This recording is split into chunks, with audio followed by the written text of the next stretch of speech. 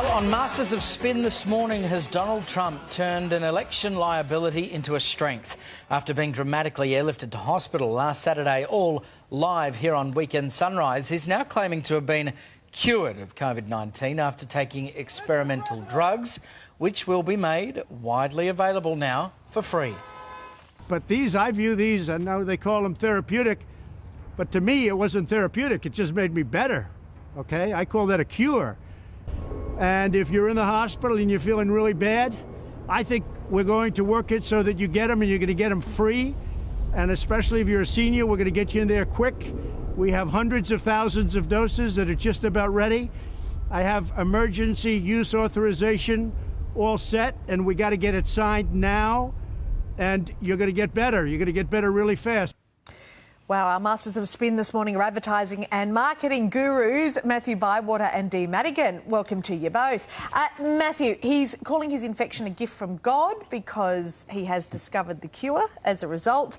Does COVID now become his strength rather than his weakness? I don't know. I can't help but think this is a Hail Mary pass all the way. You know, he's lagging in the polls, both state and federal, so it's not looking good for him. But, you know, this goes back to a bit of PR 101 is look, be part of the solution. Even if you created the problem, it doesn't matter. If you lead the solution, it can all go well.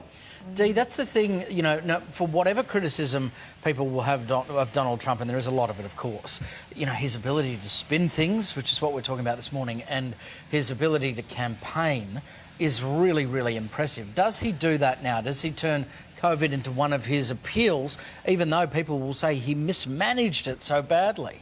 Yeah, look, Peter Beattie was the expert at this in Queensland. It was, oh, the Labor Party's corrupt. He's like, yes, the Labor Party's corrupt. And he actually campaigned on that, which was one of the most extraordinary things I've ever seen. But I think with Donald Trump, he's starting to use foundation that's 20 shades too dark, which makes him look weird. Issue, just as a I think it actually started, it is now, it's starting to look quite crazy. It's starting to look crazy. But here's the thing, if someone dies that he infected from that White House party, this strategy blows up. If it doesn't, it may work. I hope he loses. I think we all do. But I've learnt with American politics never to sort of make a guess. When we're seeing the President of the United States, he has tested positive. There's no question about that. He's walking past all those people. Everyone's just wearing masks. Where we see in hospital where people are in full PPE and still getting it. I mean, what does this tell us about the virus? You know, that you're not going to get it?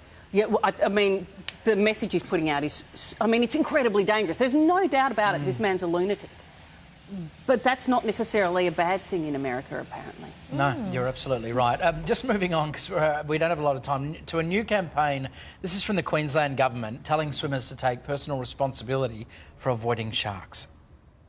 Sharks play an important part in our oceans.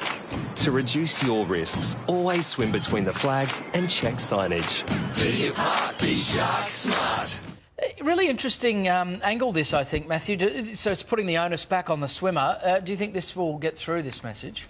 Yeah, so they're trying to empower the user, if you like, which can work. I like the rhyming slogan because we know when it rhymes, it has greater processing fluency, which means greater retention, and also, whatever reason, greater trustability.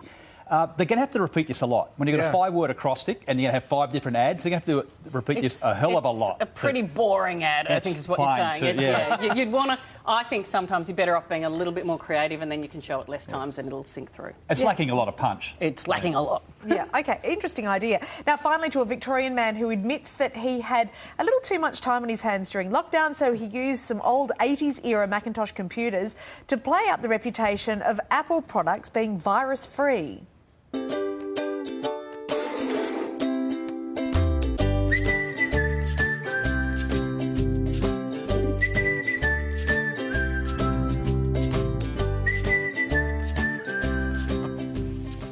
Dee, the tagline is protecting you against viruses since 1984. He should be on Apple's payroll. Apparently he's not. This is literally the best Mac ad I think I've seen for years, because for so long they were just kind of pretty things with good music and that. This has got a strong idea that sells the real benefit of a Mac. I love this. I'd employ him. Yeah. Would you employ him, Matthew? Absolutely. If they can use it, they should use it. It's great. with something that is just that simple. All right, thank you both so much. Dee, Pleasure. Matthew, good to see you. Still to come, we have some breaking news. A Parramatta star has been banned from tonight's NRL semi-final. Our chief rugby league reporter has all the details. Plus the vitamins and